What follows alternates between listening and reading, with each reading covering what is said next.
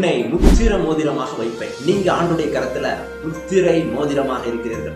மோதிரம் அப்படின்னா ஒரு அதாரிட்டியை காண்பிக்க, அதிகாரத்தை காண்பிக்க, புத்திர சுவிகாரத்தை காண்பிக்க, அப்பா பிதாவை என்று கூப்பிடுகிற புத்திர சுவிகாரத்தை ஆண்டவர் நமக்கு தந்திருக்கிறார்.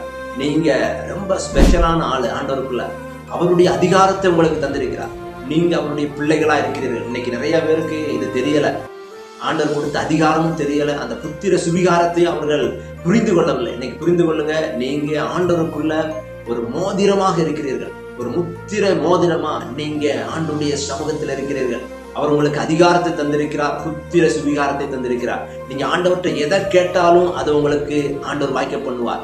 நீங்க அதிகாரத்தோடு எந்த ஒரு காரியத்தை செஞ்சாலும் அது உங்களுடைய வாழ்க்கையில வாய்க்க பண்ணுவார். வார்த்தை விசுவாசிங்க. நீங்க ஒரு முத்திர மோதிரம்.